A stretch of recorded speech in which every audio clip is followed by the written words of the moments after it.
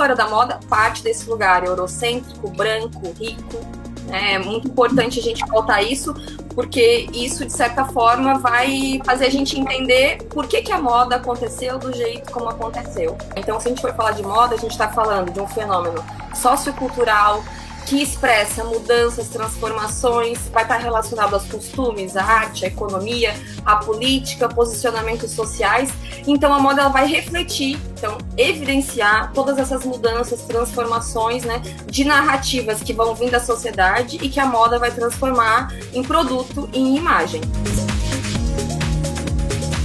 Apesar que nós discutimos moda e as transformações das mulheres, a gente está falando em relações de poder o tempo inteiro, né? Tanto na moda quanto essa conquista de espaço das mulheres. É uma disputa de poder. Então a gente tem no século XIX, né? Então, principalmente na Europa, né? E nos Estados Unidos, junto com a formação dos estados, né, nação, e com a democracia que vai se desenvolver nesses locais no século XIX, o surgimento, então, da mulher, né, se colocando na sociedade como uma pessoa de direitos, né, lutando pelos seus direitos, né, se entendendo como uma mulher que vai fazer parte desse mundo, que não é só o mundo privado, ou para muitas mulheres o mundo do trabalho também, mas o mundo político. A mulher, a partir desse momento em que ela se vê como tendo direito político, a gente percebe pelos movimentos, pela estética da construção das melindrosas, pela própria Chanel, que buscou no vestuário masculino elementos para a construção do novo vestuário feminino, a gente percebe que elas se espelham no homem.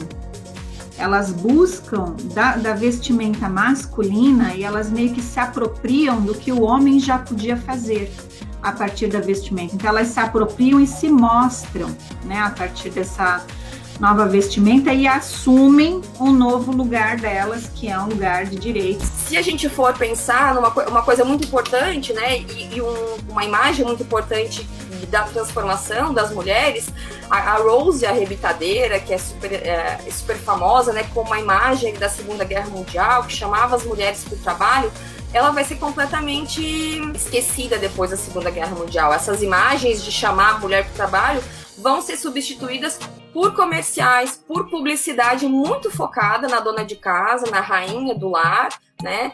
E o consumo, então, vai ser que antes, né, a indústria estava voltada para a guerra, vai estar voltada, então, para a produção de itens de consumo da família.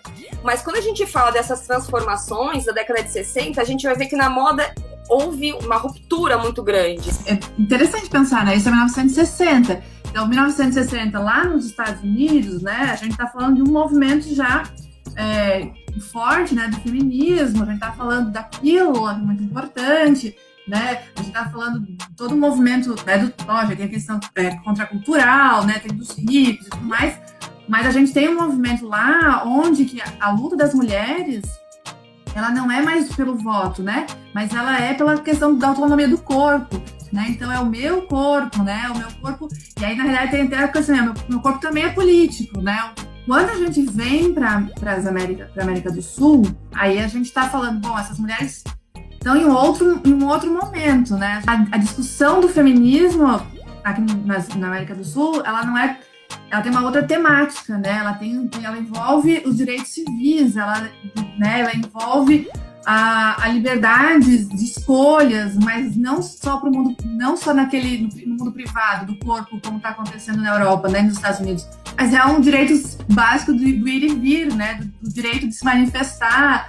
A gente teve também Zuzu Angel, que foi fortíssima, que tem até hoje o memorial da Zuzu Angel, que ela fez uma coleção toda inspirada no filho dela que sumiu durante a ditadura e que pode ser talvez a primeira mulher brasileira que tenha feito uma coisa tão autoral, tão fora de tendências eurocentradas, heterocentradas, né? E que foi como resistência, com muita luta que ela conseguiu lançar essa coleção.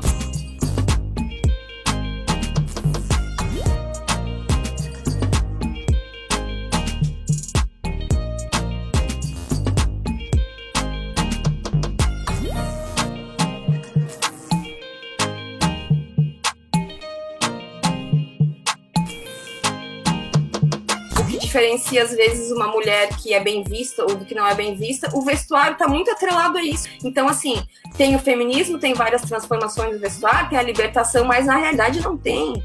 As mulheres ainda são julgadas, ainda são estupradas, ainda são mortas pela forma como elas se vestem.